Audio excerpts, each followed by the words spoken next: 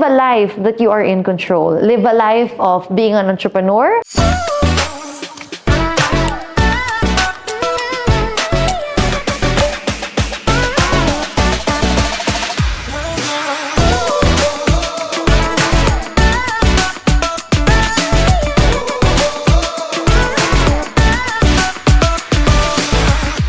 Hey beautiful people, this is Pearl Hung, and our question for today is, how do you handle stress and maintain your composure under pressure? So, una sa lahat, stress. Hindi ko na maalala yung mga last moments na yung sobrang stress.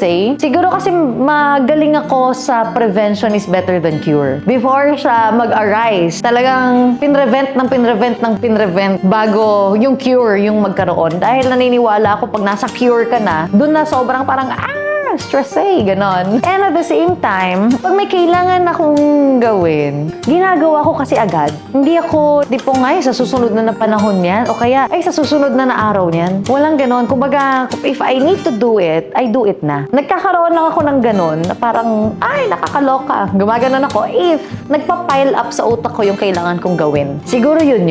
Yung term na stress in my life. Pagka sobrang, dami kong gagawin. Pero it's very seldom. Talagang nagagawa naman siya na hindi naman na parang sobra-sobra. Sana all. And I hope all. Pwede all, no? If you just know how to prevent things to come in your life. Mahilig ako mag-isip, what's gonna happen long term? Like, pag ito ginawa ko, anong effect niya? Or, pag ito ginawa ko, anong magiging pros and cons niya? Laging may ganon. And hindi ako lang inauunahan ng excitement pag may gustong gawin. At sige, ma-excite tayo, ganito. I always think about the pros and cons of certain things na kailangan gawin sa buhay. So, sa mga taong nai-stress pag nai-stress sa trabaho, well, kaya nga yung iba, pa-jump ng work di ba? From this company to this company to this company. Pero nakikita nila na, same lang ang nagiging office culture. May kilala akong ganyan. Yun pala, ang kailangan niya i-change siya, yung sarili niya. Or maybe, ang kailangan niya i-change is mag-start na siya magnegosyo. Because the happiest people are those who do business.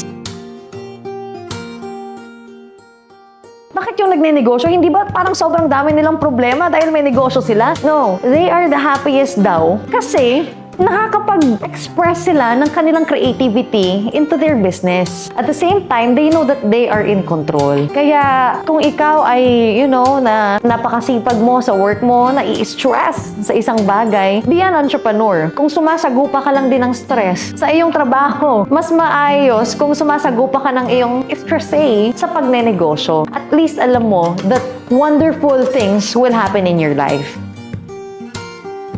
Siguro, kaya rin ganito dahil nagnenegosyo rin ako. Parang kung alam kong may, nakakaloka, may ganong moment, o kaya nakaka-challenge na moment, o parang, na moment. Kung may ganon man, alam ko that the end result, pag natawid yung challenge, ay napakaganda and very rewarding. Kaya, to every moment of your life, you enjoy it. Why? Because you know na merong magandang outcome na mangyayari. That's why I really encourage everyone, magnegosyo ka para hindi ka ma-stress Dahil pag nagnenegosyo ka at naka-experience ka ng ganun, you will feel that you are in control of the problem. So it will not be a stress. It will just be an obstacle. It will just be a challenge. Yun yung pagtingin mo. Hindi siya, nakaka-stress. Pag sinabi mo kasing nakaka-stress, parang endpoint na siya ng buhay that you're not in control. But if you think na, obstacle course lang yan. Makakaya ko yan.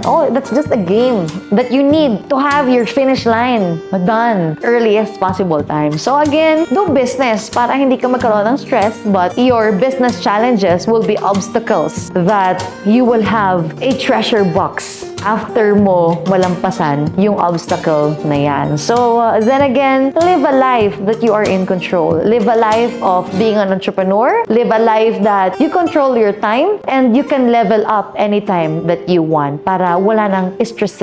This is Pearl Hung sending you love and light.